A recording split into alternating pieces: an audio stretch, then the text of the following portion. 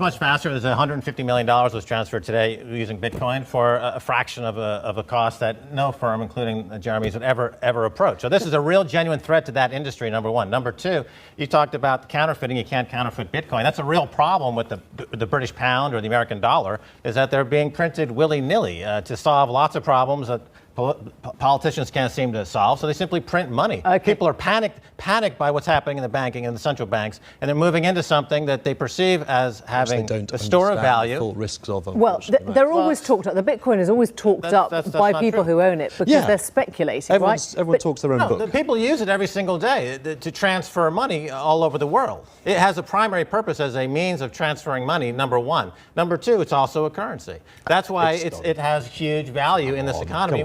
I mean, what is interesting is the fact that people have chosen something that they think bypasses governments and bypasses regulation. That says something about the climate we live in. It's a socio-economic movement which we're going through at the moment. And every time you have a socio-economic movement, you have to have a money behind it, a currency behind that, be that gold. And at the moment, this seems to be Bitcoin. I'm happy with that. What do you mean? What do you mean it's a socio-economic movement? What does that mean? It's a libertarian movement. It's a by the people, for the people. Get away from big government. Get away from big industry. Get away from the people polluting the seas and the internet and the global financial crisis. They want to be set apart from the Forex scandals, the scandals in HSBC laundering money. They talk about Silk Road and the Drugs Association. What about HSBC? Billions of dollars of money laundering right there. The current scandal with Co-op banks. People are scared by the banking in this country and around the world. But you heard the point the commentator made there, that people think it's a post-government currency. It's not, because the government can step on it or stamp it out if they want to. That's false.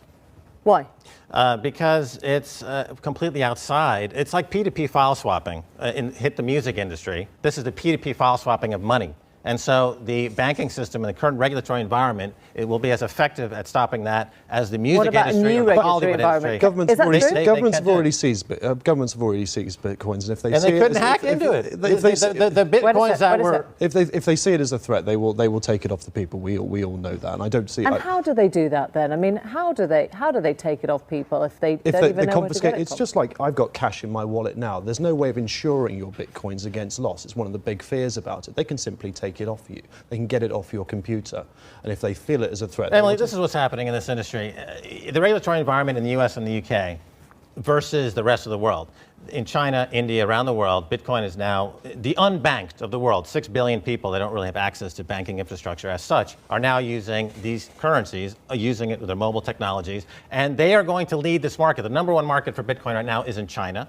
And if the U.S. and the U.K. don't want to compete, if they don't want to compete in this market, then they can go home. We don't want them to compete in this market.